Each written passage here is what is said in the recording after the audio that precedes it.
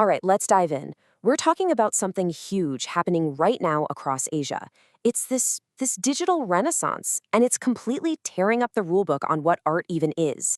Okay, so I want you to do a quick thought experiment with me. When I say Asian art, what's the very first thing that comes to mind? Go on, picture it. Is it maybe, ancient ink wash scrolls or beautiful, delicate porcelain? Maybe some incredible temple carvings? Whatever it is, just hang on to that image for a second. Because what's actually happening on the ground today, it's a whole different universe. Yeah, you've still got that amazing, rich legacy, the ink wash, the pottery, the silk painting. But then, bam, on the other side, you've got artists creating with algorithms, building bioart, and painting massive street murals that cover entire buildings. Look, this isn't just a small step forward. It's a total revolution. And that clash, that contrast, well, that's our whole story today. So, that brings us to the first big idea here. We are way beyond just ancient history now. This is a massive cultural shift. You've got this new wave of artists who, yeah, they respect the past, they get it, but they are sprinting full speed into a totally different future. They're basically inventing a whole new artistic language as we speak. And here's the thing that's so crucial to understand. Art isn't just for museums anymore, not by a long shot. It's busted out of those quiet, formal galleries. Now it's right where we are. It's on your phone screen, it's on the side of a building you pass every day. It's literally written into the code that runs our lives. Art is everywhere, and it's never been more a part of our world. So the big question is, what's causing all this? What's lighting the fuse on this creative explosion? Well, let's break down the major forces that are driving this incredible change.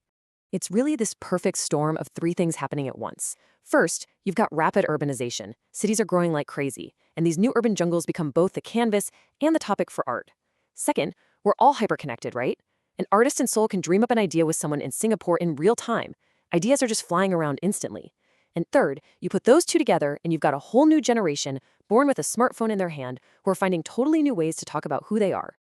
And this quote, okay, it's from a hypothetical artist, but man, does it hit the nail on the head. It says, our identity isn't just one thing anymore. It's a mix of our physical lives and our digital lives, our local neighborhood and our global connections. And the art being made today has to reflect that complex reality.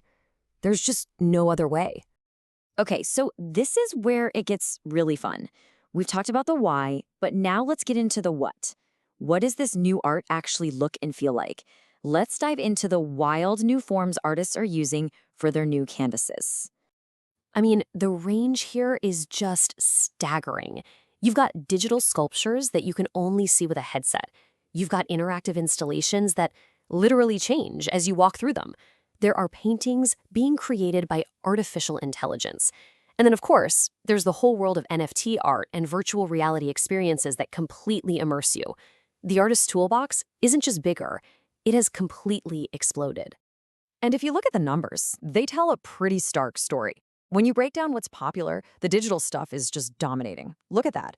Digital and NFT art make up almost half the pie at 45%. This isn't some tiny niche thing anymore. This is the new mainstream. Now, we keep mentioning these new forms, so let's quickly define a really important one, generative art. So what is that? The best way to think about it is like this. The artist creates a set of rules, like a recipe. Then they give that recipe to a computer, an algorithm. The artist doesn't paint the final picture themselves, they build the system that creates the art. It's a total collaboration between human creativity and machine logic. And if you ever want to know where things are really headed, just follow the money. And this chart makes it crystal clear. The traditional art market, yeah, it's growing, but slowly, about 5%. But look at the digital art market. We're talking 35% growth. That's 7 times faster. This isn't just a trend, it's a seismic shift in where the value, the money, and the attention are going. Okay, so we've seen the what and the why. But what does it all mean for us? For you and me? Let's talk about the big picture here, because this goes way beyond just cool images on a screen. What we're seeing is a complete rewrite of what art is even for. Think about it. In the past, art was often about preserving tradition, right? Or for spiritual expression, or for wealthy patrons. But now it's about asking tough questions about who we are. It's a tool for social commentary. And it's way more democratic. anyone with a phone can be a creator, and anyone can be a collector. And if you need one single number to convince you that this is real, here it is, 70%.